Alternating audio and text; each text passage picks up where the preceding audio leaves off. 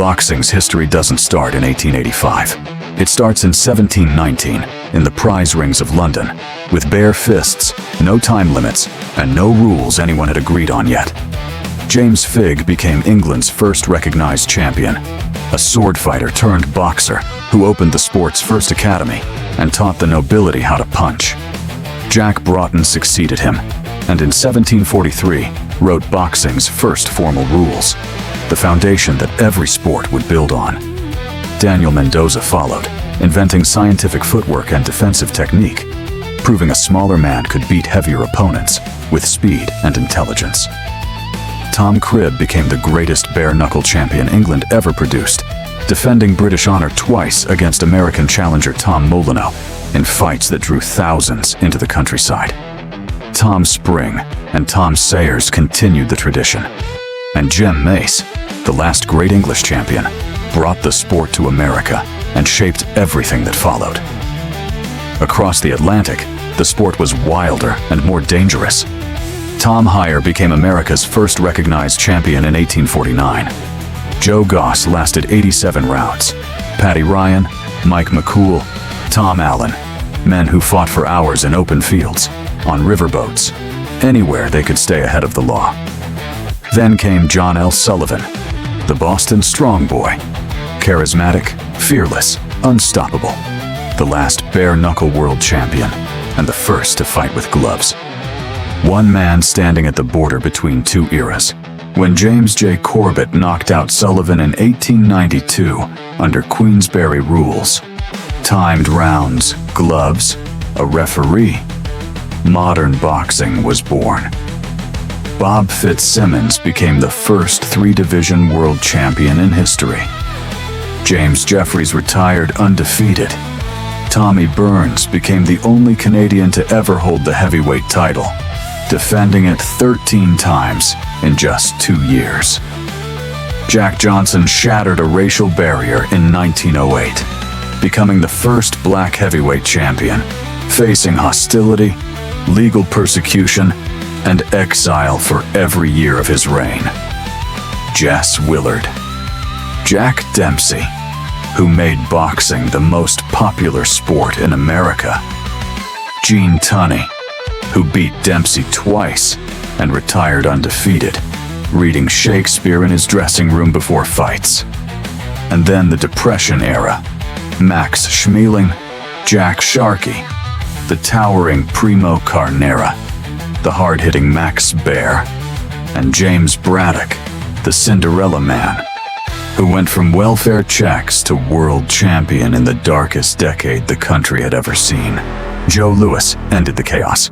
The Brown Bomber reigned for 12 years, made 25 consecutive defenses, a record that still stands at any weight class. He was more than a champion. During World War II, he was a symbol of an entire nation. After Lewis, Ezzard Charles, one of boxing's most underrated greats, Jersey Joe Walcott, who won the title at 37, and Rocky Marciano, who retired undefeated at 49 wins and 0 losses.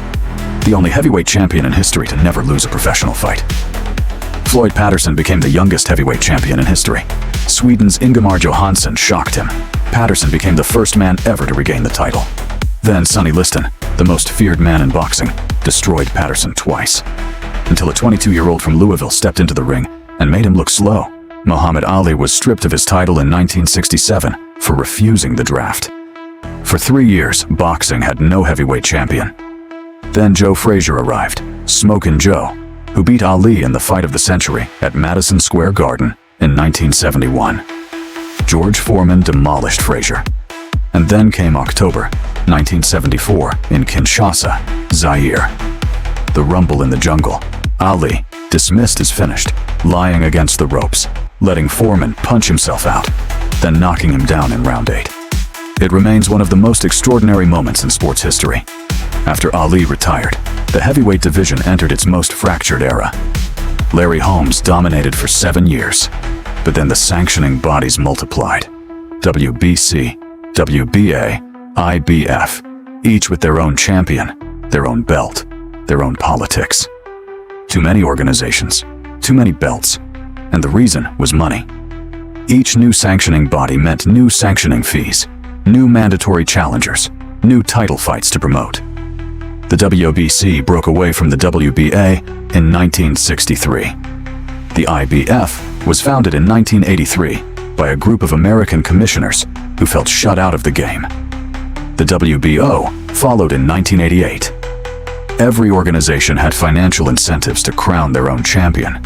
And suddenly, the heavyweight division had 4 separate title holders, none of whom could claim to be the undisputed best in the world. Boxing fans wanted one man they could call the champion. In 1986, they got him.